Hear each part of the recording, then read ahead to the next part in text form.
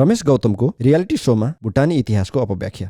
2 साता अघि काठमाडौँमा 2टा भव्य रियालिटी शोहरू सम्पन्न भए। मेरो भोइस युनिभर्स र मेरो डान्स युनिभर्स अमेरिकी संस्था इन्टरनेसनल वेलफेयर एन्ड सपोर्ट फाउन्डेसनले आयोजना गरेको थियो। संसारका विभिन्न भागमा रहेका नेपालीहरूलाई सांस्कृतिक रूपमा एकबद्ध गराउने उद्देश्य रहेको भनिएका यी शोहरूमा Nepal, Bharat, America, Australia, Thailand, Myanmar लगायतका नेपालीहरूको सहभागिता थियो। अहिलेसम्मकै ठूलो धनराशि पुरस्कार भएका यी शोका ग्रान्ड फिनालेमा मन्तव्य दिएका फाउन्डेसनका संस्थापक अध्यक्ष डिल्ली अधिकारी भने भुटानी समुदायमा यति बेला चर्चाको पात्र भएका छन्। पूर्व भुटानी शरणार्थी अधिकारीले नेपाली भाषीलाई भुटान लगिएको सन्दर्भमा बोलेको कुराले धेरै भुटानी क्रुद्ध छन्।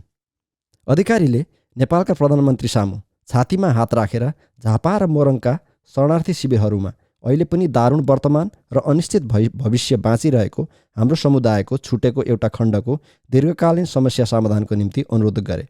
यसका लागि उनलाई धन्यवाद भन्नुपर्छ।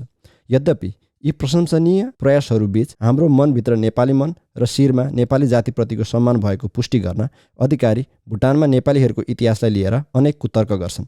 गत वर्ष आफ्नै फाउन्डेसनले गरेको मेरो भोइस कपको मञ्चबाट हामी त बेचिएका नेपाली पो रहेछौँ भनी उद्घोष गरेका अधिकारीले यसपालि सन् 1972मा नेपालीहरूलाई भुटानका तेस्रो राजाले भुटानमा स्वागत गरेको र चौथो राजाले देशबाट निष्कासन गरेको लज्जास्मद अभिव्यक्ति दिए। भुटानमा नेपालीहरूको बसोबासको इतिहास जटिल आर्थिक, सामाजिक, राजनीतिक घटनाक्रमहरूसँग जोडिएको छ।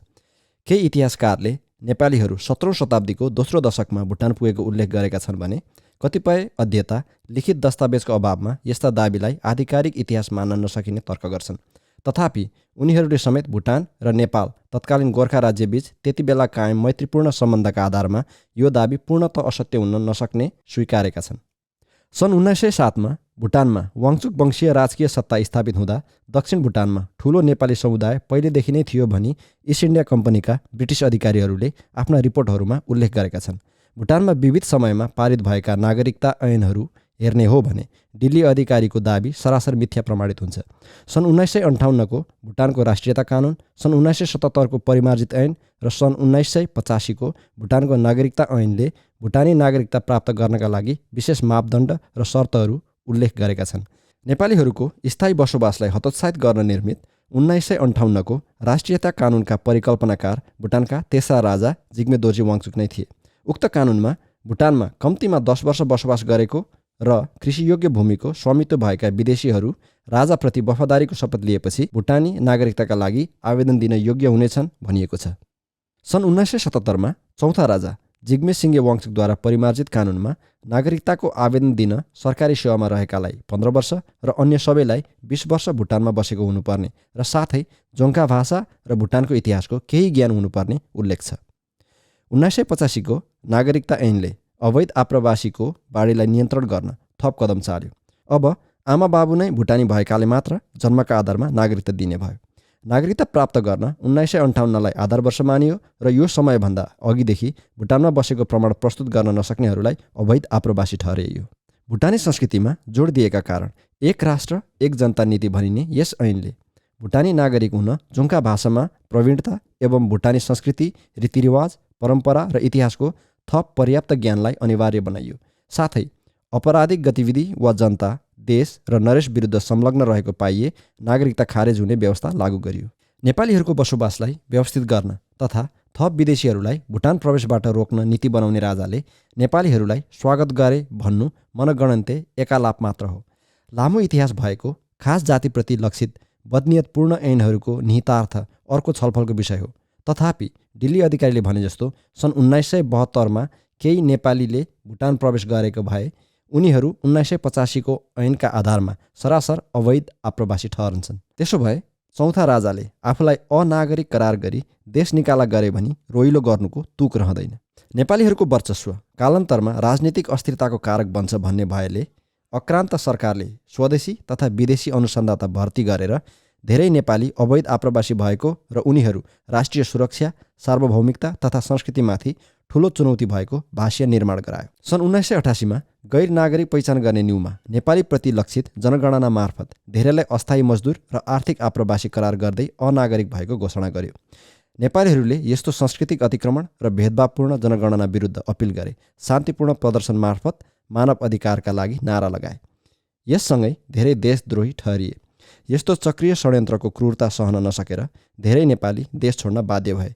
यो सावधानीपूर्वक डिजाइन गरी नेपाली विरुद्ध अख्तियार गरिएको जातीय सफाइको नीति थियो, जसलाई एमनेस्टी इन्टरनेसनलले आधुनिक इतिहासमा सबैभन्दा ठूलो जातीय निष्कासनमध्ये एक मानेको छ। दिल्ली अधिकारीसहित हामी धेरै यही नीतिको शिकार भयौँ। पूर्वी नेपालका शरणार्थी शिविरका प्रतिकूल तारघेराभित्र झन्डै 2 दशक कष्टपूर्ण जीवन बितायौँ र कसैको निगाहमा विकसित मुलुकहरूमा पुनर्स्थापित भयौँ। तेस्रो देश पुनर्वासलाई अझैसम्म पूर्ण समाधान नमान्ने धेरै छन्। कतिपयलाई हामी पुनर्वास हुनु हाम्रो मुद्दाको दुर्दान्त महासमाधि हो भन्ने लाग्छ, कतिपयलाई हामी महापलायनु भयौँ भन्ने लाग्छ। अरू कति शान्तिको पहल मार्फत भुटानसँग साइनो राख्नुपर्छ भन्छन्। शिविरमा 6500 शरणार्थी आफ्नो समस्याको समाधान पर्खिएर बसिरहेका छन्। यसको केन्द्रीयतामा हामीले भएको अन्याय छ। चाँडै बिलाउन नहुने हाम्रो एउटा जायज मुद्दा छ। पुनर्वासमा गएकाहरूको स्थिति सुध्रियो। उनीहरूले गाडी किने, घर किने, बालबच्चाहरूले राम्रा विद्यालयमा पढ्ने मौका पाए। उनीहरूको दैनिकी बदल्यो, तर धेरैले देश छोड्नु अघिका कहाली लाग्दा दिनहरू बिर्सिएका छैनन्। राज्य सत्ताले फैलिएको आतंक भुलेका छैनन्। यातनाले थिल्थिलिएका कतिपयका जिउ दुख्न छोडेको छैनन्। भाँचिएका हड्डी जोडिएका छैनन्। कति पोस्ट ट्रामाटिक स्ट्रेस डिसअर्डरको उपचार गराइरहेका छन्। कतिका परिवार सदस्य अझैसम्म भुटानका जेलमा छन्। कति गायब बनाइएका छन्। कतिका भुटानमा छुटेका आफन्तसँग अझैसम्म भेट भएको छैन। कति आफन्त भौतिक दूरीसँगै विस्मृत हुन थालेका छन्। यी सबै दुर्व्यवस्थाको जड हामीमाथि थोपरिएको अवैध आप्रवासीको बनावटी कथा हो। आज आर्थिक सम्पन्नताले सृजित प्रशंसाले मातिएर दिल्ली अधिकारी स्वघोषित रूपमा भुटानी नेपालीहरूको प्रतिनिधित्व गर्दै काठमाडौँको मञ्चबाट राज्य सत्ताको भाष्यका अगाडि आत्मसमर्पण गर्दैछन्। उनी भन्दैछन्, हो, हामी सन् 1972 भुटान छिरेका अस्थायी मजदुर हौँ, अवैध आर्थिक आप्रवासी हौँ।